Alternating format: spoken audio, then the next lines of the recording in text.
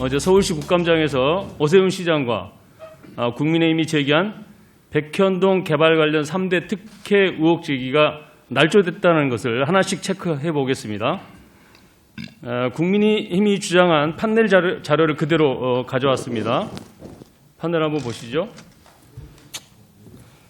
첫 번째, 납득이 안 되는 토지 수익 계약이라고 합니다. 국민의힘에게 묻겠습니다. 주어가 왜 없습니까? 네네, 의혹 제기했으니까요. 이거 수의계약을 누가 했습니까? 네, 지사님 이 땅 수의계약한 주체가 어딘지 아십니까? 식품연구원이 했습니다. 한국식품연구원이 민간사업자와 수의계약을 했습니다. 네. 감사원 보고서에도 나옵니다. 그런데 왜 이것을 이재명 지사에게 특혜라고 묻는 겁니까? 이게 조작입니다. 공공기관 이전 특별법에 의해서 식품연구원이 지방으로 옮겨가는 돈을 마련해야 되는데 그거를 국토부가 요청을 해서 팔았는데 안 팔려가지고 유찰이 몇 년 동안 되니까 네, 지사님. 수의계약한 겁니다. 예. 두 번째, 4단계 용도지역 상향 특혜라고 합니다. 다시 한번 묻습니다. 이것도 왜 주어가 없습니까? 누가 성남시에 용도 변경을 요청했는지 아십니까? 아닙니다. 2014년 4월 22일 박근혜 정부의 국토부가 용도 변경을 요청했습니다. PPT 자료 한번 보시면 나옵니다. 정식 공문으로 요청을 했습니다. 정부의 협조 요청에 용도지역 변경을 승인해 준 것인데 이것을 왜 이재명 지사의 특혜라고 묻는 겁니까? 이것도 국힘의 조작입니다. 아니요, 대답 안 해도 됩니다. 자, 세 번째, 임대주택 부지를 분양주택으로 변경 특혜 제공이라고 합니다.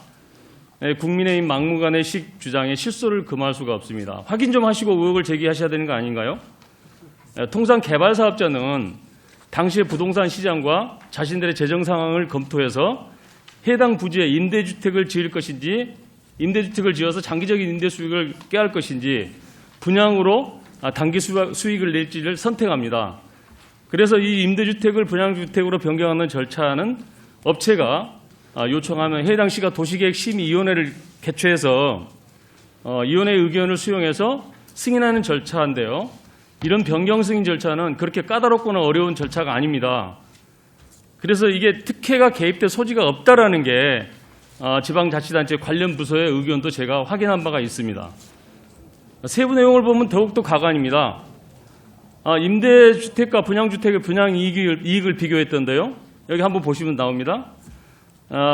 비교하려면 임대 수익과 분양이익을 비교해야 되는 거 아닙니까? 이런 상식적인 문제에 특혜 딱지를 붙이는 것은 국민의힘이 행정에 무지한 건지 아니면 일부러 왜곡하는지 모르겠습니다. 이것도 조작이고 왜곡입니다. 특혜 의혹을 제기하려면 수의계약을 맺고 용도지역 상향을 요청한 박근혜 정부 국토부와 식품연구원에 물어야 되는 거 아니겠습니까?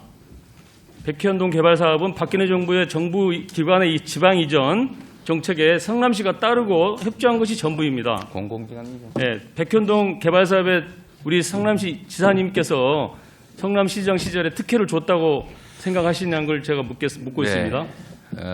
전혀 사실이 아닙니다. 그거는 국토부가 요청해서 한 일이고 공공기관 이전 특별법에 따라서 저희가 응할 수밖에 없는 그런 상황입니다. 좀 자세히 설명드려도 될까요? 네, 좀 설명해 주십시오. 네. 지금 이 식품연구원은 당시 공공기관 이전 5개 대상지 중에 하나였습니다. 당시의 정부 방침은 뭐였냐면 똑같습니다. 이거를 민간에 매각해서 민간이 주상복합을 지어서 분양사업을 할 수 있게 해주자가 이 당시 정부의 입장이었고 저희한테도 공문이 왔습니다. 앞으로 5개 공공기관 부지에 대해서는 정부가 요청하면은 다 바꿔줘라. 주상복합을 지을 수 있도록. 그래서 당시에 제가 기자회견을 했습니다. 뭐라고 했냐면 토지 용도 변경을 해가지고 분양 수익을 수천억씩 취득하는 건 성남시로서는 허용할 수 없다. 반드시 성남시는 일정한 수익을 우리가 확보하고 주거단지가 아니라 업무시설을 유치하겠다. 이렇게 입장을 발표했습니다.